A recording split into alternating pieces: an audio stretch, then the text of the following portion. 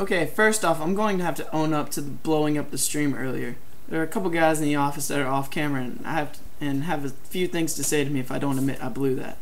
Now let's get back. You're just making your words true.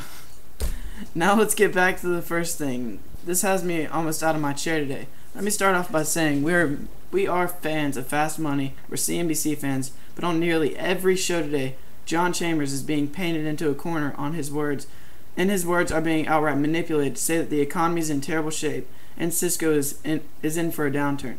Let us be clear, after listening to every single word he said on that conference call last night, he said nothing like that. He could have not been more bullish on his company, and he is optimistic about what he's seeing in the economy, because the numbers just don't lie, and they tell a good story. Okay, enough of that. Get long Cisco. Get long January 11, 21 or 22 calls, even the 23 calls. You can sell September 2018 put spreads in Cisco or 21-19 put spreads if you're a daredevil. Check out the article on the blog tomorrow for more details. Next, CREE. That is doing extremely well.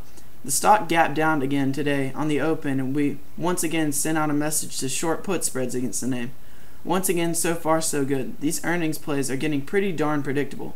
NFLX, AKAM, Vico Instruments, on and on and on. After a company comes out with earnings, at least for tech it appears, it sells off massively. Then you can get long calls, stock, or sell put spreads against it. That's been the way to play earnings, which is why we think that you can do the same with Cisco. The quarter was fantastic. EPS beat by a penny. Revenue was practically a rounding error. When was the last time you made $10 billion in a calendar quarter? We're really not panicking today. Clearly today was the day to buy back all of the short side calls on our long call spread for Cisco, so we blew that.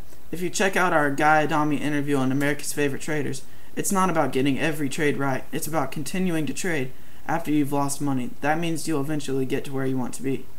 This is among one of the many reasons to check out the Guy Adami episode of America's Favorite Traders. The discussion between Brad and Guy about gold is another huge reason to listen to that episode. So today is the day to sell some put spreads. Jim Cramer had a great episode on Mad Money last night. Check it out on CNBC.com. It's really a must watch if you're long this market. Don't panic. No one has ever made a dime panicking. But you made a couple thousand if you didn't panic when we told you to stay short Netflix put spreads and to add to your position when the stock was at 96. We now have a $30 cushion to expiration.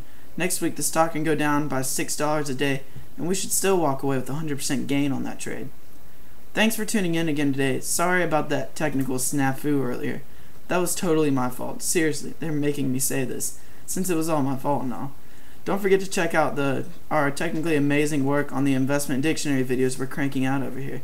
You can find them all on our YouTube channel. The one about being naked is by far has the most views and is the best, but I can't ruin it for you. You'll just have to watch it. Don't forget to check out the America's Favorite Trader interview with Guy Adami. It's really great stuff.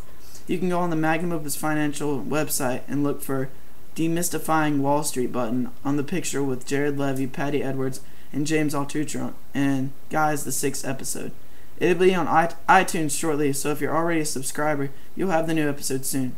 Thanks for tuning in again today, and have a good afternoon.